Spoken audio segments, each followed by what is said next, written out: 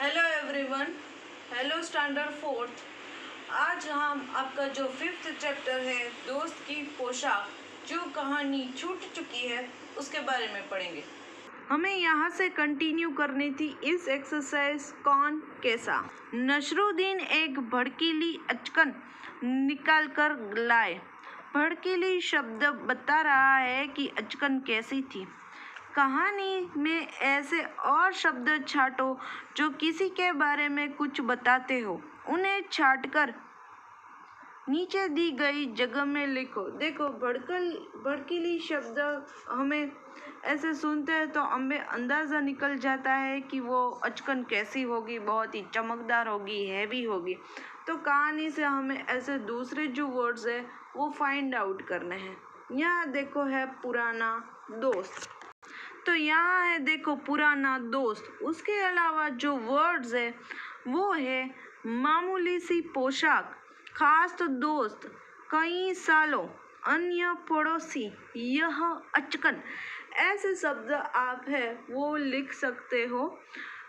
जैसा मैंने बोला, मामूली सी पोशाक, खास दोस्त, कई सालों, अन्य पड़ोसी, यह अचकन। ये जो सारे शब्द है वो भड़कीली अचकन जैसे हैं। यानी कि देखो, पुराना दोस्त हमें सुनते ही ऐसा ख्याल आता है कि बेस्ट फ्रेंड होंगे, चाइल्डहुड फ्रेंड होंगे, बहुत ही क्लोज होंगे, उसी तरह। नेक्स्ट एक्सरसाइज, भड़कीली पुराना जैसे शब्द किसी के बारे में कुछ खास या विशेष बात बता रहे हैं, इसलिए विशेषण कहते हैं। अब देखो, आपको यहाँ विशेषण की डेफिनेशन दी है कि विशेषण क्या है। तो विशेषण यानी कि ऐसे शब्द की उसमें कुछ विशेषता हो, कुछ स्पेशल वो हमें इंडिकेट करता हो। जैसे देखो, पुराना यानी कि ओल्ड, वो है पुराना, वो एक विशेषण है। ये मेरा दोस्त है, चलो सिंपल सेंटेंस। यदि मैं कहूँ कि ये मेरा बहुत ही पुराना दोस्त है, तो मैं पुराना है वो विशेषण है, दोस्त है वो ठीक है, लेकिन उसके आगे जो वर्ड है पुराना वो विशेषण है। वो इंडिकेट करता है कि दोस्त क्या है, पुराना यानी कि बहुत ही खास होगा। फिर है ये एक लड़की है, तो हमें पता है लड़की है, चलो कोई बात नहीं, मान लिया लड़की है, पता है। यदि मैं कहूँ कि वो सुंदर लड़की है, she is a beautiful girl, वो सुंदर लड़की है, तो सुंदर है वो विशेषण उस लड़की की विशेषता को दिखाता है। सुंदर है वो उस लड़की की विशेषता को दिखाता है। अब देखते हैं नेक्स्ट एक्सरसाइज, पास पड़ोस। पड़ोस में घर में जाकर नसरुद्दीन पड़ोसी से मिले। तुम अपने पड़ोसी बच्चों के साथ बहुत से खेल खेलते हो, पर क्या तुम उनके परिवार के बारे में जानते हो? चलो दोस्तों के बारे में और जानकारी इकट्ठी करते हैं। यदि तुम चाहो तो उनसे ये बातें पूछ सकते हो। देखो, ये नसरुद्दीन अपने फ्रेंड जमाल साहब को कैसे अपने पड़ोसी से मिलवाने के लिए ले गया। आप भी उसी तरह उसके साथ खेलते हो शाम को, पड़ोसी के हो, जो आपके दोस्त हो, आपके पड़ोसी भी हो सकते हैं। और देखो, तुम उसके परिवार के बारे में जानते हो कि वो कैसे है, क्या है, एटसेट्रा। तो पहले देखो, आपको यदि आपके दोस्त के परिवार के बारे में जानना हो, आपको अपने फ्रेंड के बारे में जानना हो, तो देखो यहाँ क्वेश्चन की लिस्ट है। आप उसको ये पूछ सकते हो, क्या है, घर में कुल कितने लोग हैं, यानी कि तो आप उसको ये कह सकते हो कि घर में कुल कितने लोग हैं। तो आपका दोस्त जितने फैमिली मेम्बर हो वो बताएंगे। फिर आपको पूछना है कि उनका नाम क्या है। यदि वो कहे कि मेरे घर में 4 लोग हैं, मेरे मदर, फादर, भाई, बहन, फिर आपको पूछना है कि उसके नाम क्या है, तुम्हारी मदर का नाम, फादर का नाम क्या है, उसी तरह उनकी आयु क्या है। फिर आपको उसकी एज पूछनी है कि तुम्हारा चलो भाई है तो वो तुमसे छोटा है या बड़ा है, यदि बहन है तो वो बड़ी है या छोटी है, ऐसा।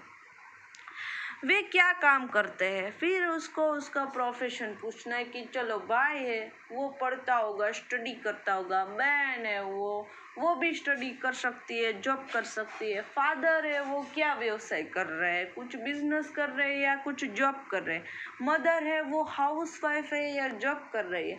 ऐसा सब आपको सवाल पूछ के आपको उसके बारे में आप जान सकते हो, यदि आपको नहीं पता है तो। इस सूची में तुम अपने मन से बहुत से सवाल जोड़ सकते हो। चलो, यदि आप इसके अलावा दूसरे जो क्वेश्चंस है वो भी आप ऐड कर सकते हो। आप यदि चाहो तो अपने मन से सोचकर आप दूसरे सवाल पूछ सकते हो, तो उसमें आपको ये करना है। अब है शब्दों का हेर फेर। देखो, ग्रीन लेटर में बॉक्स में हमें दिखाया है झूठा और झूठा। देखो इसमें डिफरेंस क्या है। इन शब्दों को बोलकर देखो, ये मिलती जुलती आवाज वाले शब्द है। जरा से अंतर से भी शब्द का अर्थ बदल जाता है। देखो, यदि हम बोले झूठा और झूठा तो किसी को सुनने में ये एक ही प्रोनाउंसिएशन लगता है, ये पता नहीं चलता कि इसमें अंतर क्या है, डिफरेंस क्या है। नीचे इसी तरह के कुछ शब्दों के जोड़े दिए गए हैं। इन सब के अर्थ अलग अलग है। इन शब्दों का वाक्य में प्रयोग करो। देखो, अब हमें इसके डिफरेंस लिखने हैं। जैसे ये झूठा और झूठा के जो डिफरेंस है वो देखो, पहले है घड़ा और फिर है गड्ढा। तो इसके हमें सेंटेंस बनाने हैं। तो घड़ा के बारे में कहेंगे कुम्हार घड़ा बनाता है। गड्ढा के बारे हमें हम लिख सकते हैं सुनार ने हार गड्ढा, ऐसा। तो देखो इसमें डिफरेंस है, अंतर है, बोलने में एक जैसे लगते हैं लेकिन देखो डिफरेंस। फिर है घूम और जूम। तो घूम के बारे में हम लिखेंगे बूढ़े पार्क में घूम रहे हैं। जूम में हम लिखेंगे बच्चे पार्क में डांस करके झूम रहे हैं। देखा डिफरेंस। फिर है राज और राज। राज है वो एक नाम है और राज है वो एक मिस्ट्री है, यानी कि कुछ सीक्रेट, ऐसा।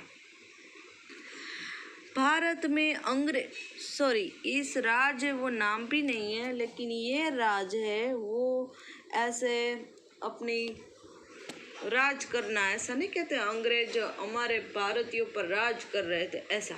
तो यहाँ ये मीनिंग है। तो भारत में अंग्रेजों का राज है, यानी कि उसका चलता है। फिर है राज, यानी कि वो सीक्रेट है। घर के राज कहीं नहीं बताने चाहिए, यानी कि घर के सीक्रेट राज कहीं नहीं बताने चाहिए। फिर है फन और फन। देखो अब क्या फ़र्क है। जोकर अपने फन में माहिर होता है, यानी कि एंजॉयमेंट, फन। और ये फन में देखो, हमले से पूर्व सांप अपना फन उठाता है। ये फन है ना, वो सांप का फन है, जब वो उठाता है, गुस्सा करता है तब। इसलिए हमले से पूर्व सांप जब हम पर अटैक करता है तो पहले अपना फन उठाता है। फिर है सजा और सजा। ये सजा का मीनिंग है डेकोरेशन। फिर है सजा। इस सजा का मीनिंग है डेकोरेशन। दिवाली में सारा शहर सजा होता है और इस सजा का मीनिंग है पनिशमेंट। चोरी करने पर सजा हो जाती है ये। फिर है खोल और खोल।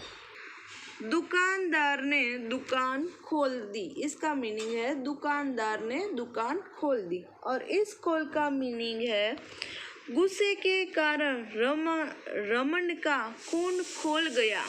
फिर देखो खोल, तो वो है गुस्से के कारण रमन का खून खोल गया, यानी कि बहुत ही गुस्सा आना।